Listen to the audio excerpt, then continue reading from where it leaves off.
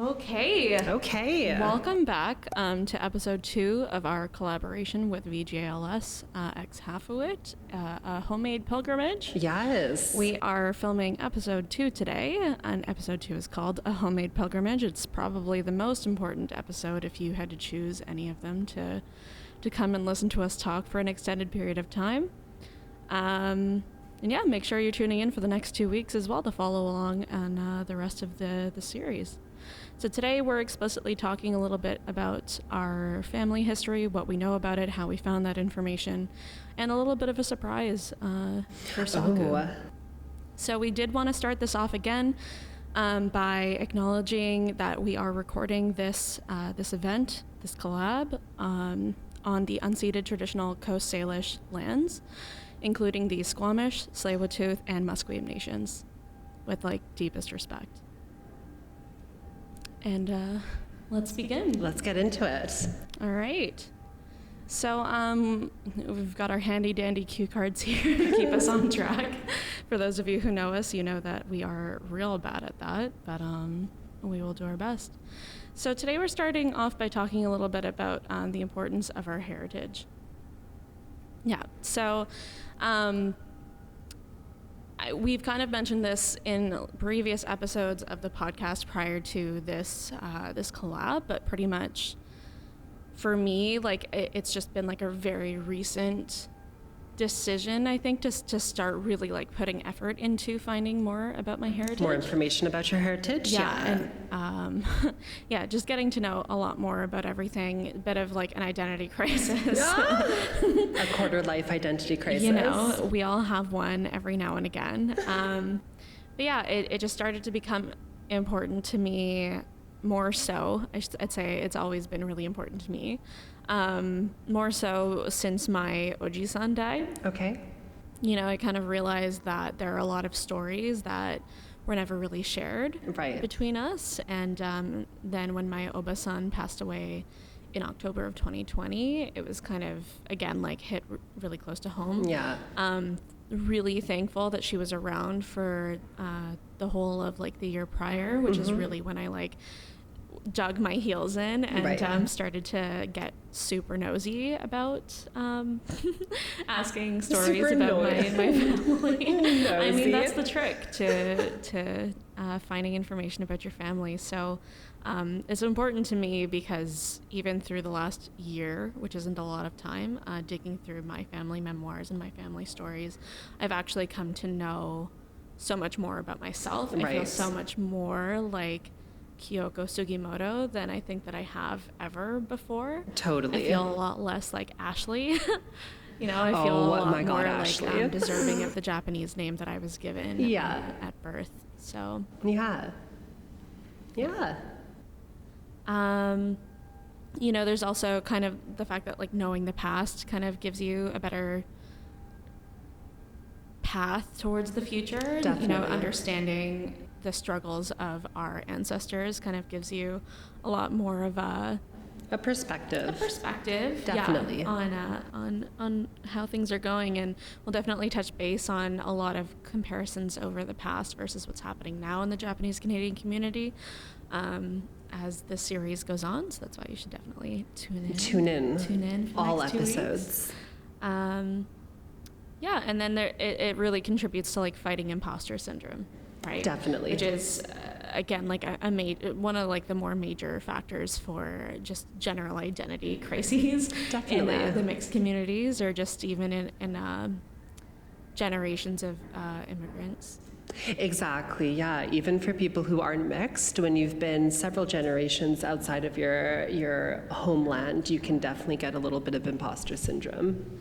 Yeah, 100%. I definitely struggled with that. We kind of, I already said, I kind of feel more like Kiyoko now, even though I've always been Kiyoko. But it's helped me kind of come to terms a lot more with who I am going forward. I refuse to use your white name. Sakura literally the other day, you know that something's wrong if she's called me Ashley. Oh my God. You did the other day. Wrong. Yeah. Every once in a while it slips out. It slips out. And she chastises herself over it too. Shocked. Yeah. Who is Ashley? Who is she? Oh, yeah, I mean, who I is don't know Ashley? her. I mean, she's a part of me too, Oh my God. we're mixed, we have many names. Yeah. Just for also like general information, because this podcast is all about making sure that we're all on the same page. Imposter syndrome is kind of like an internal struggle over identity. So like you're not Japanese enough, you're not white enough, you're not, just a sense of not really belonging to any particular place. Totally. And it can happen in so many different avenues besides your race. 100%. Your sexuality, your gender. There's like lots of things where you can feel imposter syndrome for sure. Yeah. Yeah, absolutely, which obviously both of us have a lot of experience in. With. Yeah, totally. So this episode really is all about kind of talking a bit about what we know about our family history and super fun. And also what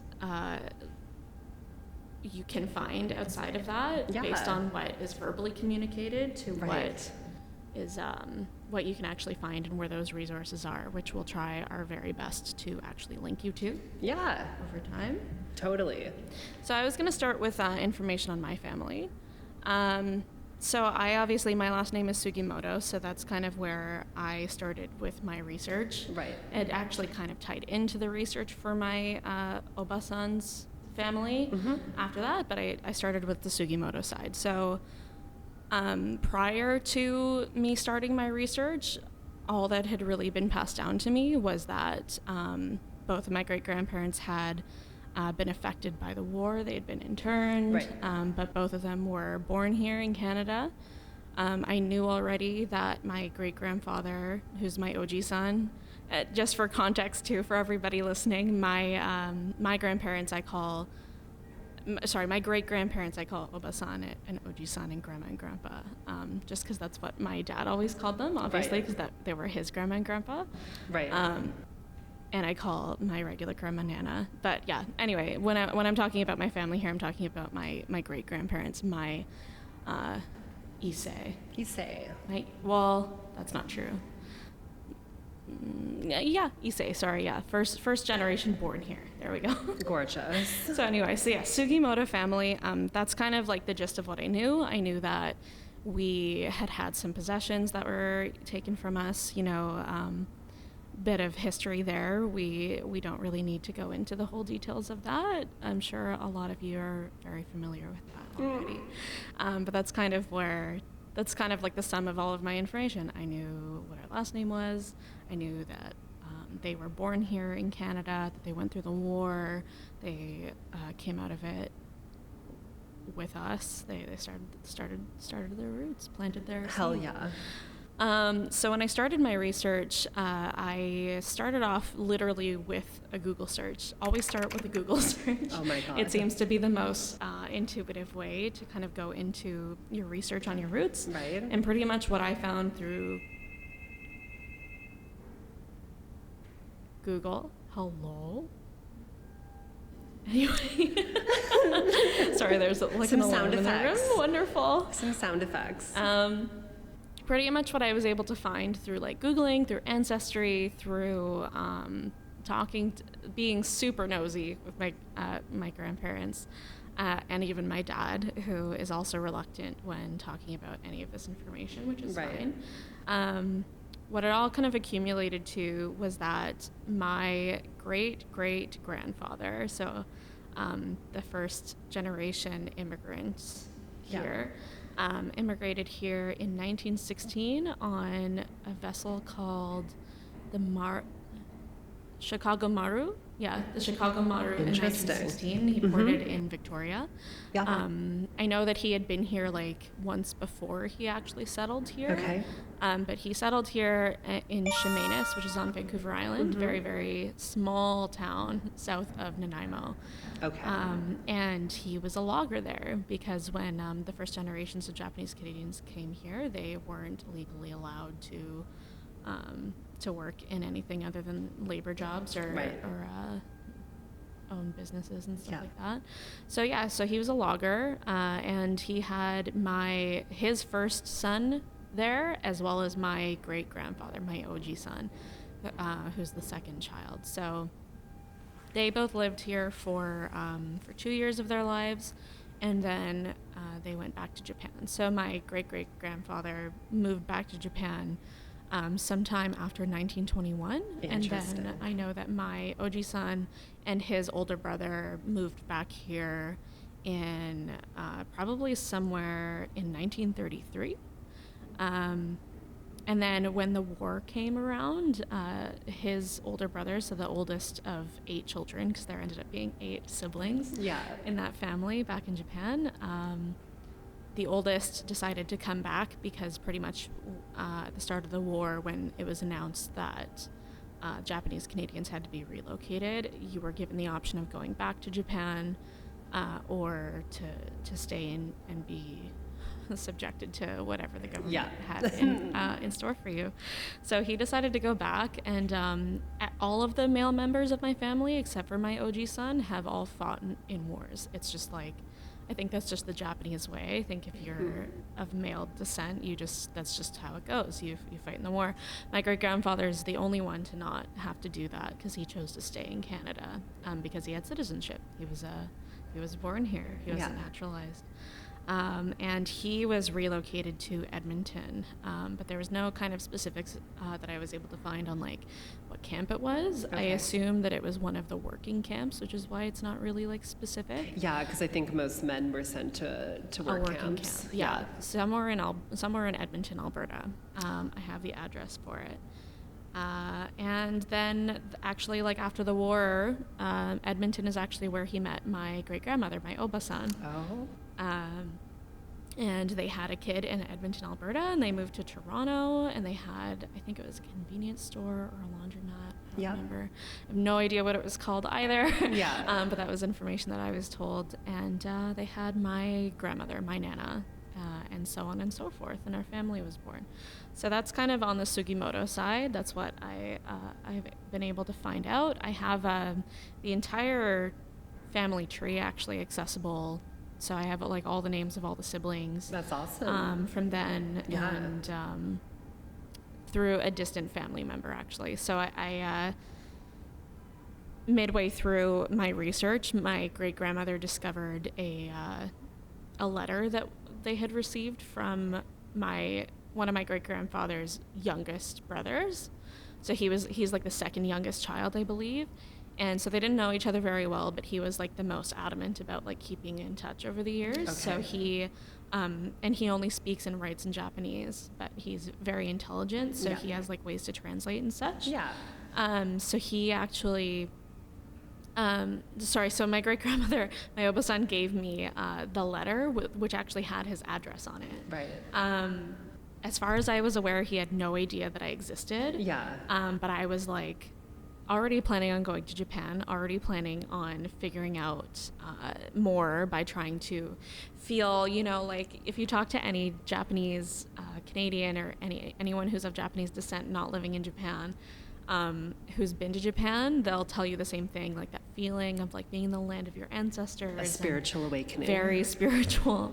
And I wanted that. I wanted that with a passion. So either way, I was planning on going to Japan, but I really thought it would be so cool if I would be like the first of our family members, at least in like the younger generations, to meet them. Totally. And to know them. So I collaborated with one of my friends who is not necessarily fluent in Japanese, but she had a friend who was. So we all worked together on writing him a letter. Right. Which indicated to him who I was and kind of had some like respectfully asked questions, just, from a complete stranger.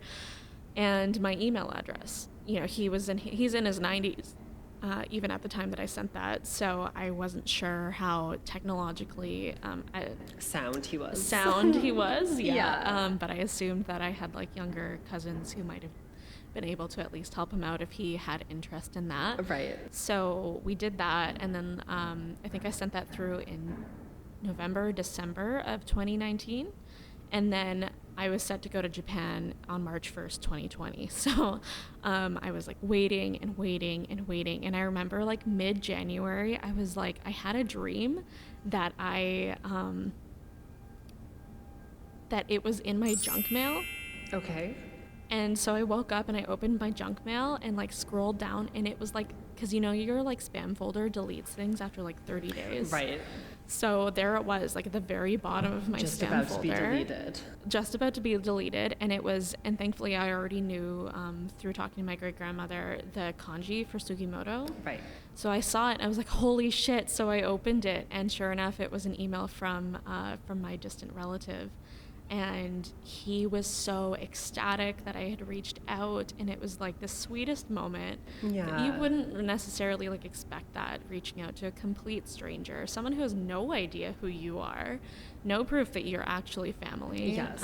And he just immediately was like, that's it, you're my granddaughter now. And I was like, Here we go. sick. So such started like a really long correspondence that is still ongoing, mostly via email, because I can't speak or write Japanese. Working on it. We're at VJLS after all. We're getting there, but yeah, it was really incredible. And he gave me information like my family's kamon, and he sent me the family's koseki before meeting me in person, which was wild. Yeah. I couldn't believe it. And he had actually written a book on the family history that just documented like when each family member was born and what they were up to and when they got married, etc. Okay. So that was really cool. So I had all of that information just on hand all of a sudden. Very cool. After talking to him, and he had mailed me like a copy or something, and I used Google Lens to translate it because Right. it was physically printed, and he was like, oh, I'll type it up for you again so that you can like use the internet to translate. And I was like, he's like 94 years old. I just need you guys to understand. But he was like a professor, so very, very intelligent. But I was like, oh my God, no, it's okay. Like I have ways to translate things. Yeah. But all of that information had like my family's address and like the original address for the family, like residence, Right. on both sides of the family, and it goes all the way back because kosekis only go back to like the late 1800s, so like 1880s onwards, late 1870s onwards. Okay. So that's as far back as I was able to track Right. our family tree through all of that. He was super forthcoming about all of it, and without any of that, I would have had obviously like a much more difficult time Right. finding all of that information, although there are definitely ways that you can find your koseki, and then you can use your koseki to actually communicate with distant family members. So Right. so that's kind of like what ended up happening for me. I actually, like, before Akira even got back to Akira, sorry, that's the name of my distant relative. And is he a Sugimoto? He's Sugimoto. Sugimoto? My Oji-san's Yeah. sibling. Before he even got back to me, I had like these family pictures of Right. them in front of their house. So Oh. they were from so the Sugimoto line that I am from is from a little village in Kumamoto Prefecture called Ogawamachi, Right. Shimamashiro-gun. But all of that information I kind of only got from like piecing things together. So my great grandmother gave me Ogawamachi and Kyushu, which is the southern island of Japan. And I used Google, and then I had all these pictures of them standing in front of, it was like a goodbye picture from when my Oji-san was about to move back to Canada. Cool. And so I had the front of the house with the whole family standing in front of it.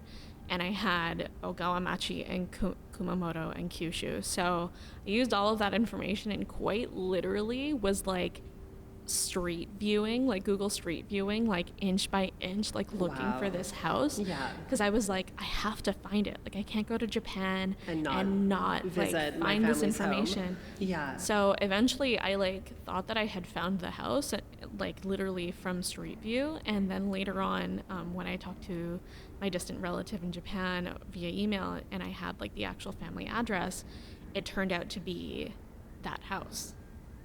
That's crazy. I was correct. One of the houses, at least, there's two. One on the mother's side, one on the father's side, and that's usually how it goes down. But yeah, that was like really incredible. So when I was in Japan, we were filming stuff for a documentary that I'm in the process of making on all of this process called Finding Happiness. Here we go. And my distant relative had actually set up a meeting for me in the hometown with the family like priest, or sorry, Buddhist monk, Buddhist monk, At the shrine? to recite the sutra for my ancestors. Yeah. And I was gonna like learn the spirit names of all of my ancestors, because that's a Buddhist thing, I think. When you die, you get like a spirit name. Yeah. You lose your earthly name. And I was so excited for that, because they were fully ready for me to like film all of that and be rest assured it'll happen. We'll go back. We'll do it. We'll do the thing. But yeah, so that was kind of like, that all happened in the span of about 9 months. And it was long and it was grueling. And in the meantime, I had actually emailed Landscapes of Injustice, which now has a public archive. Cool. It'll be in our links down below in all of our videos for this series. But it was really cool, because I had emailed them in like December 2019, and they got back to me in like April 2020. Wow. Because obviously there's so many files. Anyone out there who's tried to find their family like custodian property, like files, their registrations from World War II, it's like next to impossible. Right. Unless you're spending like months and months and months on the government website. Yeah. So it was really cool. They sent me all of the family information for all of like my Oba-san side, for the Sugimoto it was only my great grandfather, but yeah, it was like stark to see that, because it's just different to like hear about things that have happened to your family, and then to see the physical evidence that they were part of that they went through all of that. Totally. So that's the Sugimoto side. Yeah. It's obviously a lot. I've been talking for a while.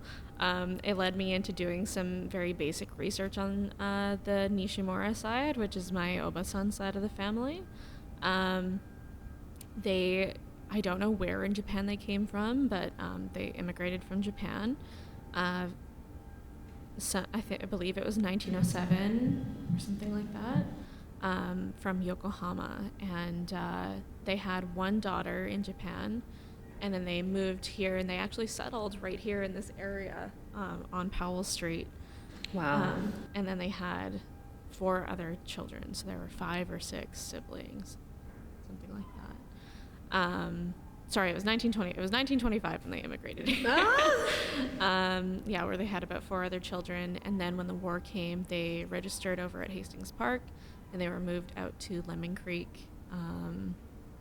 And then after the war, I remember my great-grandmother said something like, they were given the option to go back to Japan or stay. And I think she said one of her siblings said, how do you go back to a country that's been defeated by war? Oh. Right? So, which is the unfortunate reality of a lot of like our ancestors and our Issei and Sansei. Had to kind of make that decision, so they chose to stay here, and then the rest is history. My great grandmother, my Oba-san, moved to Edmonton, where she met my Oji-san, and they lived happily ever after. There you go. My Oba-san actually studied right here at the Vancouver Japanese in this Language building School. We're in right now. So it's crazy. I've never been here before. This is my first time being here. But I did find her graduation photo recently. Very cool. So it was really, it's been really cool to just be here, feel connected to her all over again. Totally. So I have a bunch of crazy theories about my family that have Some conspiracy theories? Yeah, that have just like spun off from all of this research that I've done on my family. Yeah. But pretty much, and Sakura laughs at me every time I go over this, but I swear to God. So we were in Japan, and we were at the Meiji Temple. And along like the way to the temple, there's a bunch of like infographic like signs that you can read, and there's like photos of old like generals who contributed to the start of the Meiji era. And one of the most prolific heroes of the Meiji era is General Nogi Marasuke. And anyone out there, I'll throw up the picture, because I saw his picture and I stopped dead in my tracks, and I grabbed my companion, and I was like, Carly, who does that look like to you? And she literally, we screamed, and all these like Japanese people around us were like, oh, stupid like tourists, but we were like, I like couldn't believe it looked exactly like my dad. Yeah. He looked like Nogi Marasuke and my dad, identical. I'll throw up the picture of them side by side. It was like unbelievable. I sent it to my dad too, and my dad was like, Oh, and like my dad's like not one to like pay or entertain me when I have like silly ideas like that. So even he was like shook. And then I showed it to my Japanese family over there when I was meeting them, and even they were like, whoa. That's hilarious. And just like, because I'm crazy and I'm into conspiracies and such, I did the effort of going ahead and researching like some of the timelines of everything, and it all strangely adds up. Interesting. So for those who don't know, like Japanese generals and stuff all like slept around a lot, lots of unprotected sex. Only unprotected sex. Only unprotected sex. Lots of cheating on your wives, because that was just what it was. I mean, and General Nogi Murasuke was in charge of the. It was one of the final battles that took place near like the beginning of the Meiji era. In Kumamoto, and it was like the Meiji era military versus various samurai clans. Okay. Which is funny because Nogi Murasuke comes from a samurai clan. Right. He was just very loyal to the Meiji government. So he so he went down to Kumamoto, which is where my family is from, right. and fought that war. And around the same time that war was happening, here it comes. Here it comes. One of the stations was set up near Ogawamachi, which is now known as Yuki City, Yuki City. And well, with all of that unprotected sex. Oh my God. My great-great-grandfather, so my Oji-san's dad, or Oji Sugimoto, he was actually adopted into the Sugimoto family, I found out. And that happens a lot in Japanese families, especially back then. It usually happens when when there is no father in the family. So you're adopted into a male-led household. So that's what happened for him. So I don't know what his like technical birth name was, his last name, but he was adopted to be the head of the Sugimoto clan. So, and my Oji-san always said that we had samurai blood, but I like, the more that I research it, I can't like find anything on that. Right. But there's my theory. I think that we're descended from Nogi Murasuke. Come for me, I fucking dare you. Yeah, it's just real great. And also my Oji-san has a sword, a samurai sword that was unfortunately sold off during World War II. Gorgeous. But we'll move on. We'll touch base on that another time. Yeah, how did I find all of that information? I was super nosy. I made a documentary a bunch of years ago called Aiko that actually streamed with Yahoo Japan for a long time. Which meant that I, again, with the nosiness, I was talking to my great-grandmother and making her talk about things that she perhaps like many years prior wouldn't have wanted to talk about, but was very open to at the time. Lots of phone calls, letter to Akira, my distant Sugimoto family member. I emailed the Landscapes of Injustice archive, which is now public. Google Street View, Googling in English versus Japanese. So you'll actually find that if you're doing Google searches on your family, it's going to work out much better for you to search things in Japanese. Okay. And I can't speak or write Japanese, so I literally was just Google translating terms, and I found so much more. It like confirmed that the house was the house before my family member actually confirmed that the house was the house for me. So that was really crazy. And then I had a lot of luck with Ancestry, with finding like passenger boat lists and stuff like that. Interesting. Which I know we've had a conversation about before in person about varying experiences with using Ancestry. But, yeah. It's okay. Yeah. We'll talk a little bit more about our sources later, but yeah, so if you're going to pursue like research on your family, just like understand that when you're doing simple searches like Google searches and such, you should understand the evolution of Japanese like districts, cities, towns, villages, etc., because all of that changes by era. In the pre-Meiji, so before like 1868, there were like only feudal domains and castle towns and like natural villages, and then it wasn't until like the Meiji era that they established more like geopolitical entities, like prefectures, city districts, towns and villages proper. And then the late Meiji to early Taisho, that's when like villages, towns, districts were all like an umbrella under cities. And now the way that it is apparently is prefecture, then city, then district, then town and village. And all of those names, like of those villages and such, have changed over the Right. years. So you just have to be really, really vigilant about finding that. But I would recommend starting there with trying to learn how the names of villages have evolved over the years. Right. But if you can find the original name of your village, sometimes it can be harder that way if you're starting from like the original name and then trying to work your way up to current affairs, but you'll get there. Just search in Japanese.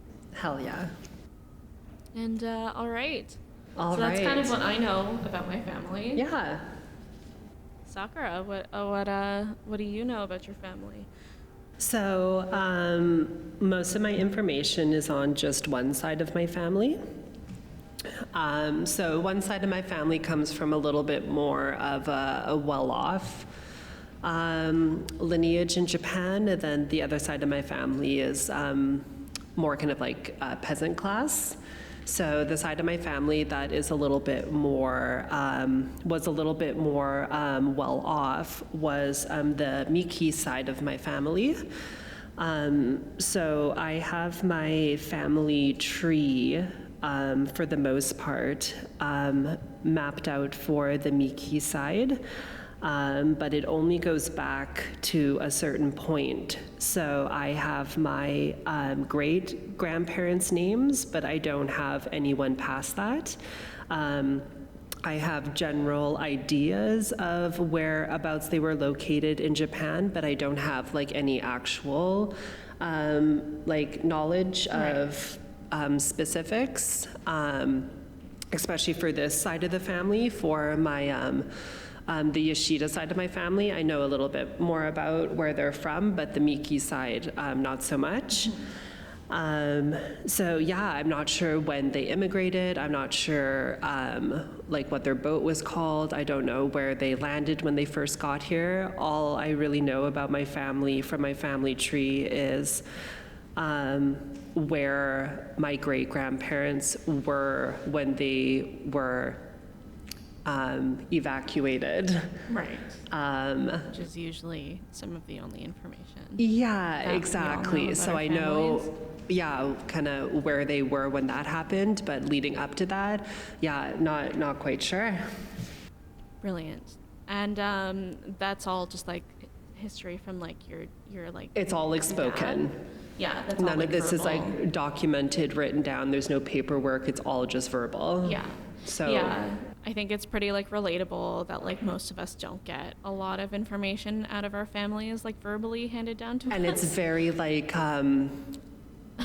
nuanced. Like Yeah. it's very like, is that actually what it was? It's super vague. It's and, like, super vague. Yeah. Super vague. just and so you're frustrating. But yeah, like, I just want a definitive answer. yeah, and like we totally get it. Yeah. You know, it's just Oh, and that's We like wanna no know. tea and no shade to like my family. no. You know?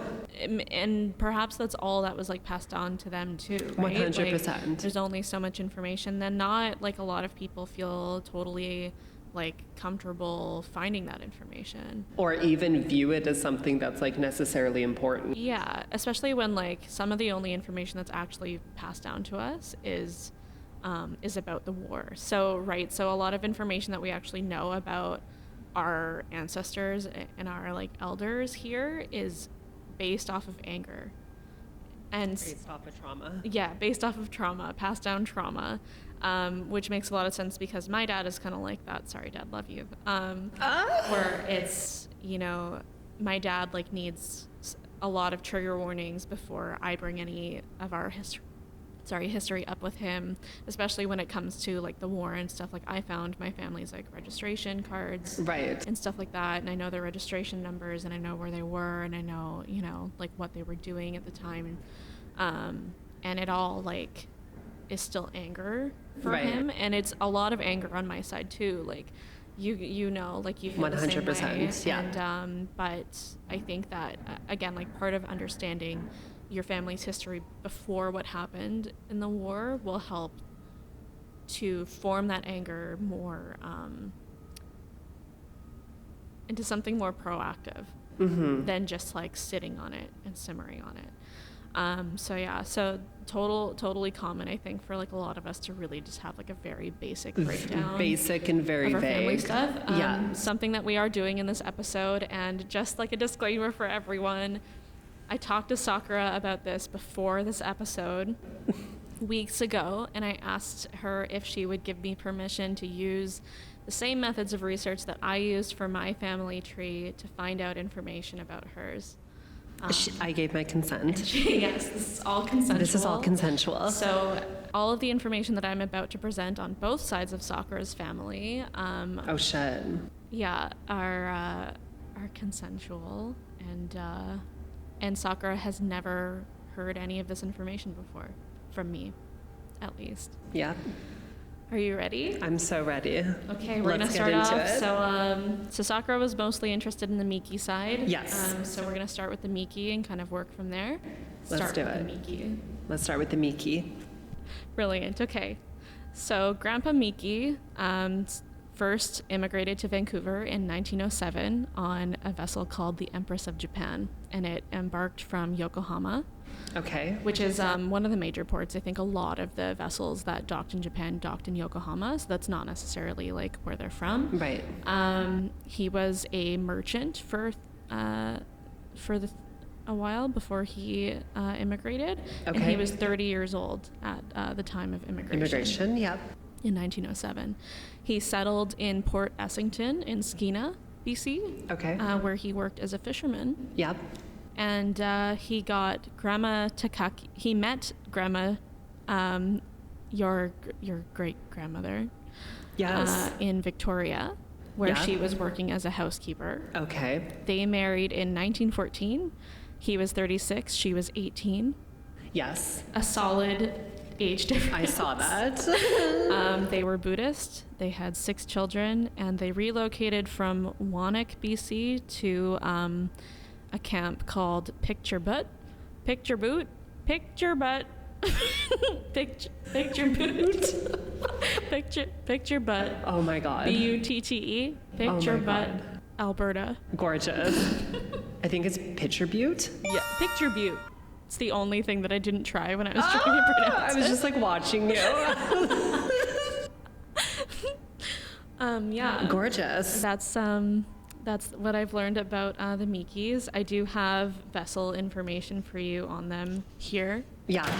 So we'll get down to business a little bit. Obviously, all of this is up to Sakura for what she wants to present here, but this is actually interesting, is both of your ancestors on the Yoshida and the Miki side embarked on the same vessel in the same year. Like, oh, okay. Not at the same time, though. At the same year. Oh, shit. Same time. So they were on the same vessel. That's just the highlighted parts are just the name of the vessel itself and the port of embarkation. Interesting. So is this one? This one's the Miki, yeah. So this one here is the actual passenger list that has your grandfather's name on it, and I highlighted it for you. Yeah, because the writing is like... it's super small. Super small. So that's super cool. Super small. That's kind of what a passenger list looks like for anyone looking. Interesting. Okay. Yes. And it has like the usually the place where they're from sometimes. Right. Oh yeah, it has his occupation there and his age, 30, which you can see a lot closer Very up and you can zoom interesting. in. When you're finding these documents on I found these on Ancestry.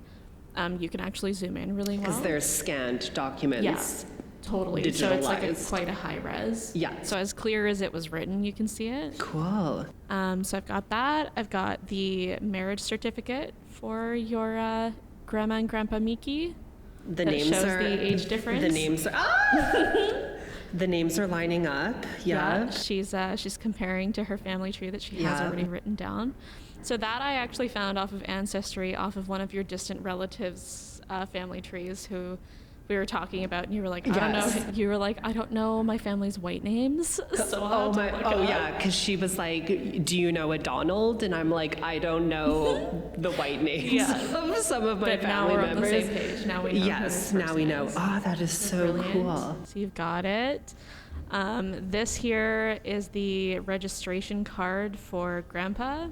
This is just like a screenshot of like the beginning of it. And this is the ticket for immigration? So this is sorry, we're on to World War II. Here we go. We're on to the internment. So when Japanese Canadians registered for being Evacuated. Relocated. My fingers are stiffly making bunny ears. You kind of got either something that looks like this, which is a form that you fill out if you have property that is in the, again, stiff bunny ears protected area. So just for anyone who's listening to, Sakura is actually like looking at these documents and she's like showing the camera. But yeah, so this is just like a little piece of that document. So it has all the names of your family members. The actual full document for this family member, I believe, is about 46 people long, and it doesn't have all of the names of the children on it, I believe. Yes. You have, Yeah, yes. Yeah, you got it. Yeah, they don't have all of the children on there because they actually don't put the children if they're sometimes... Yeah, underage. Yeah, there's the name of your grandmother.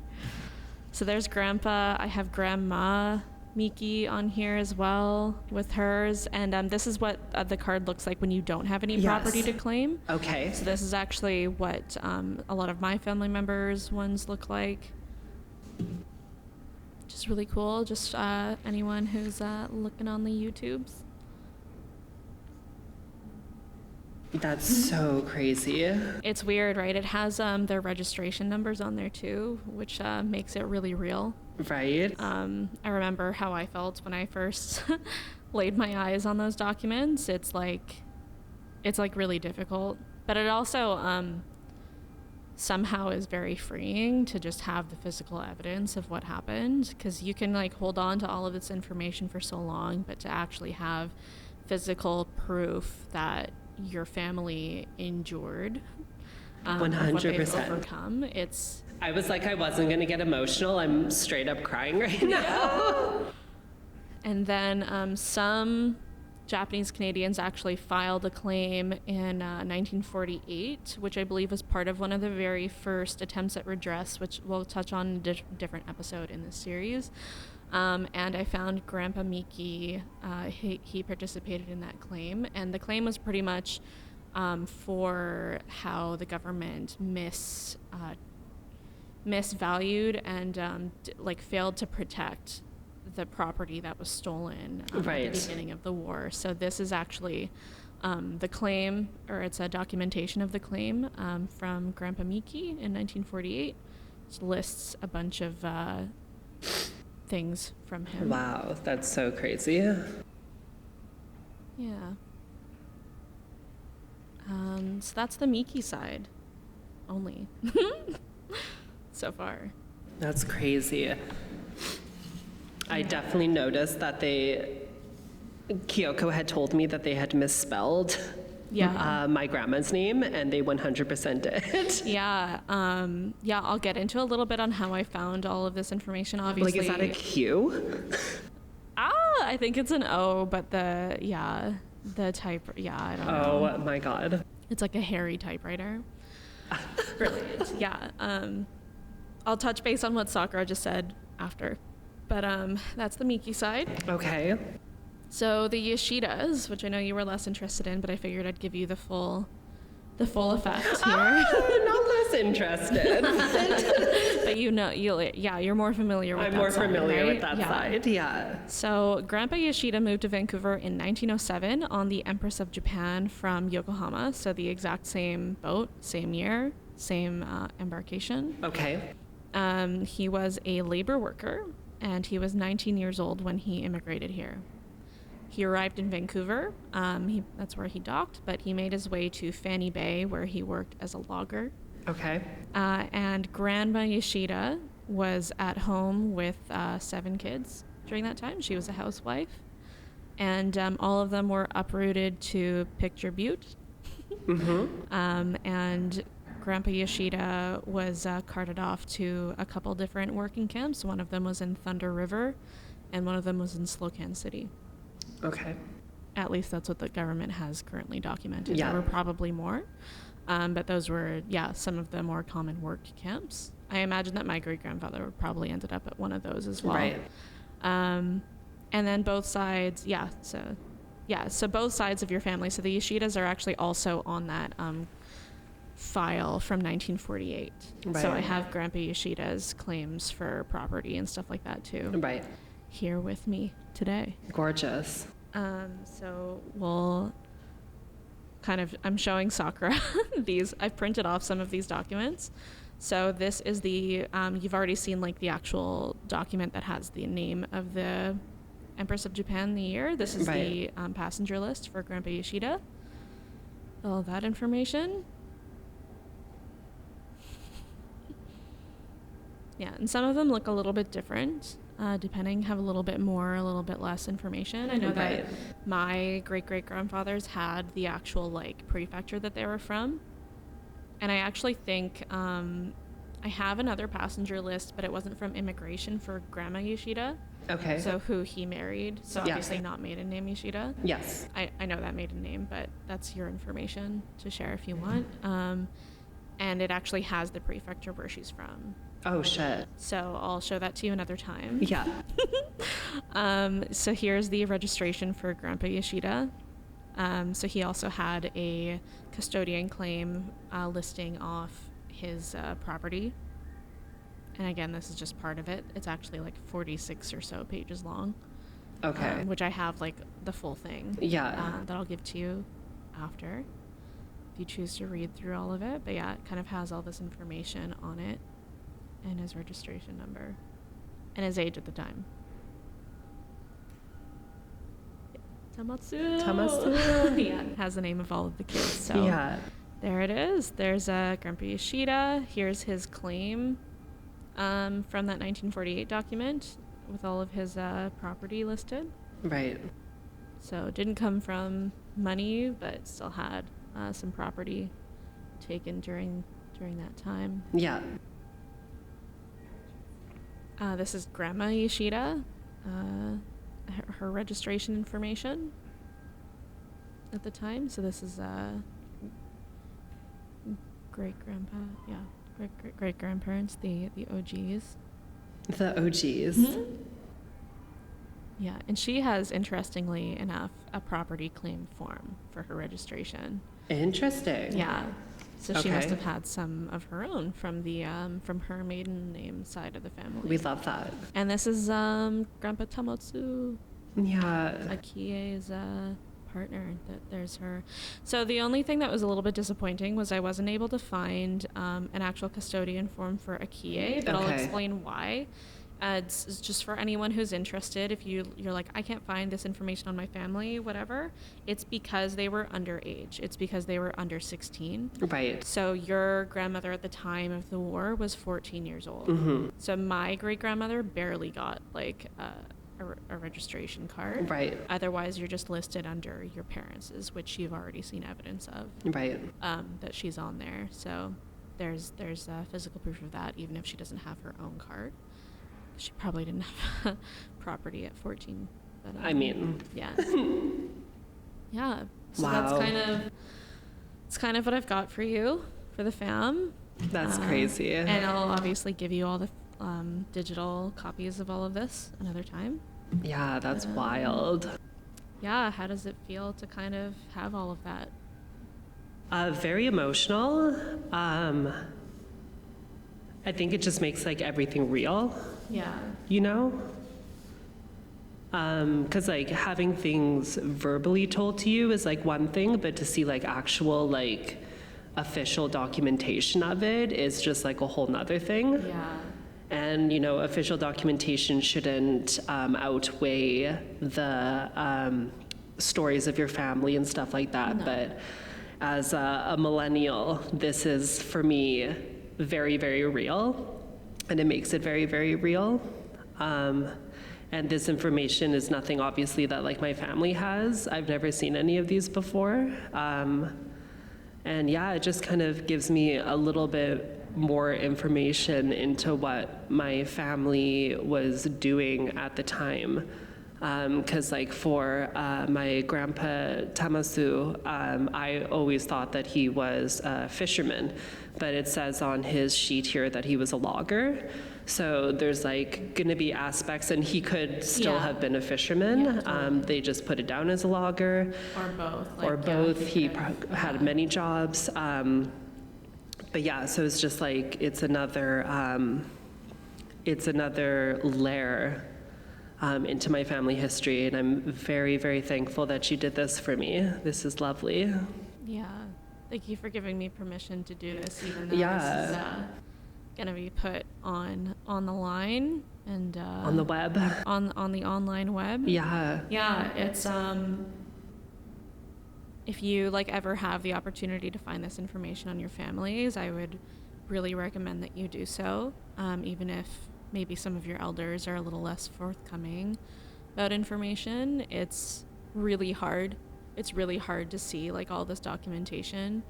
But I think that it's a really good step for your family's internal redress. Totally. And acceptance of what happened. Totally. Kind of like what I was talking about earlier, it kind of changes from just like pure anger to turning it into something that is proactive. So totally. For me, at least, it filled in a lot of holes, a lot of gaps. I forwarded this information, even though they didn't ask me to my Nana, my grandmother, because it's on her parents. Right. And it's her family. But yeah, my family never really had any, other than my dad, like any interest in any of this either. Right. But I think she actually recently forwarded me the exact same documents, and I was like, Grandma, I already sent that to you. So it looks like they're starting to kind of take some interest, and I know that my dad isn't ready to look at any of this yet, understandably. Yeah. My Oba-san's passing is like still very fresh for my family, so we're working on it. But Yeah.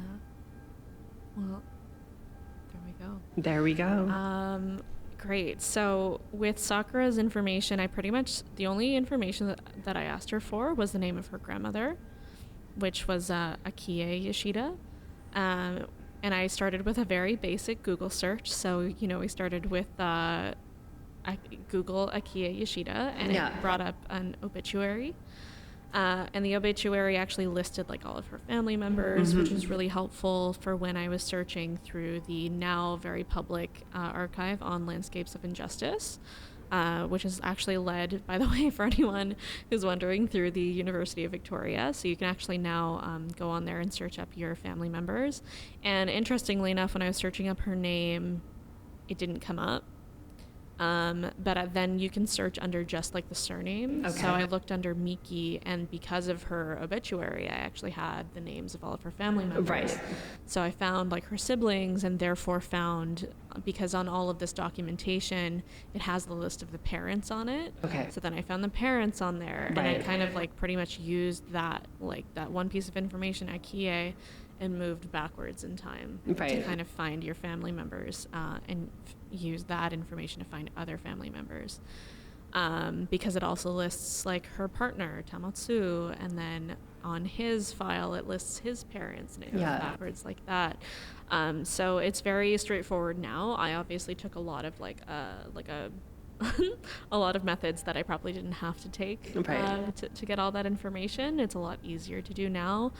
So finding and something else that Sakura mentioned earlier is that I found a different spelling of Akie. It's a wrong spelling, but it's the way that the government had recorded her name at the time. And so that's what she's known as in government documentation. And she obviously doesn't have a registration card from the war, because once again, she was underage. Underage. 16. Yeah. So yeah. We found the different spelling of Akie. We found registration cards for Miki's and Yoshida's. Lots of Office of Custodian Property claim forms. On Ancestry, that's where I found the passenger lists Right. for both Grandpa Miki and Grandpa Yoshida.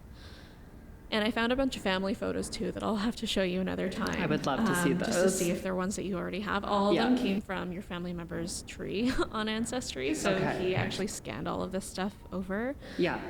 And I found the marriage certificate on Ancestry. Interesting. As well. Yeah. But the Nikkei Center actually has like a whole archive too of things that you can search through if your family was ever involved in like group Japanese Canadian events.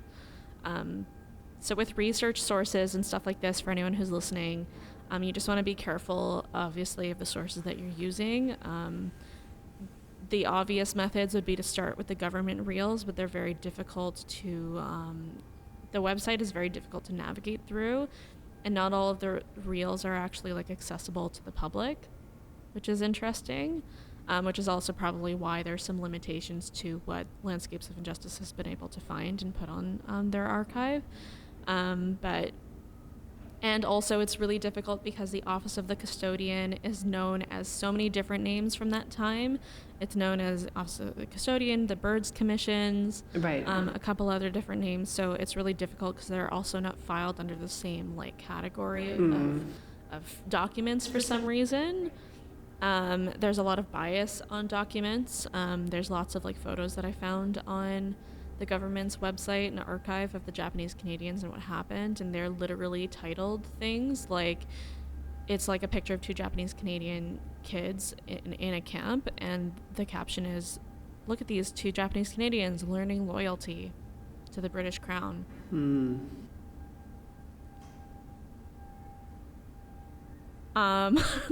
There are some other files that are actually restricted by law. A lot of other files are not digitized, and they're only accessible through special request at the actual Ottawa Reference Library. And the government has passenger lists, but I couldn't find any with Japanese Canadians on them. Right.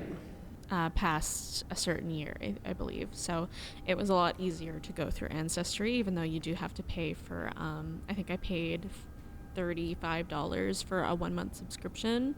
And that time was all I needed to find the information that I did find on our family. So if you got $35 lying around and you want those documents, they've probably got them somewhere.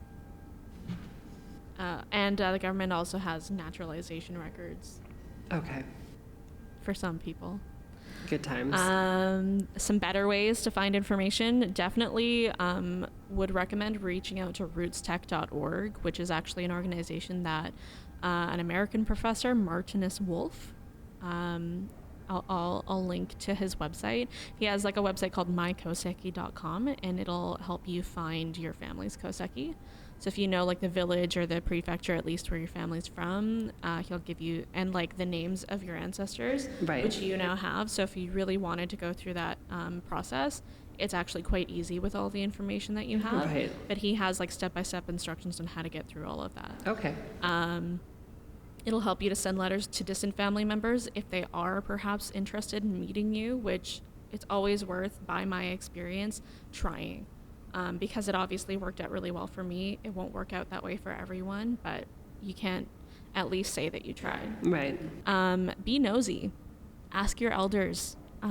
For me, it was like my family was always like, don't ask Grandma and Grandpa these questions about the war or their time, and it ended up being fine because later in their lives they're a lot more open to talking about those things. So Right. if your family is telling you the same thing and you have a good relationship with your grandparents, just ask them, or ask your parents. Just talk to them. It's going to be a really annoying and emotional conversation and probably very frustrating.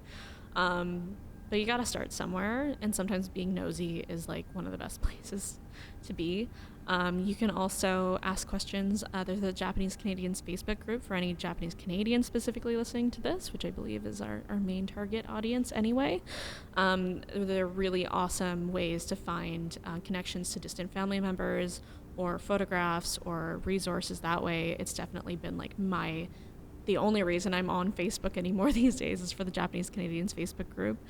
You can go on Ancestry. The Nikkei Center has their archive. The Japan Foundation recently released an archive, and Landscapes of Injustice just launched theirs. So those are some really great resources to use. I would recommend all of them. And get to it. Let's all get to it. That's what I have to say on that. This has been a very heavy episode. Very emotional. Lots of information, very emotional. We're going to take a little bit of a break before we record the following episodes. But thank you guys so much for tuning in to another episode of the Hafuit. Yeah. Specifically, the VJLS-X Hafuit, A Homemade Pilgrimage. Yes. This is episode 2. There are 2 more episodes, and then we are done for season 1. Done for season 1. Oh, hell yeah. Oh, hell yeah. Do tune in, because there's lots of other helpful information. And if any of what I've talked about in this episode was very interesting to you and you would like to know where that is, I will try my very best to list any of the links to things that I can link in the description of our YouTube post. So if you're listening via Spotify or Apple Podcasts or wherever, only audio, make sure you make your way over to the YouTube channel, just so that we can you can just go to the description box and check that out. We are across Instagram and YouTube at Hafuit, YouTube or the Hafuit podcast. Yep. You can find me on Instagram at This Is Kiyoko. You can find me on Instagram at Sakumiki.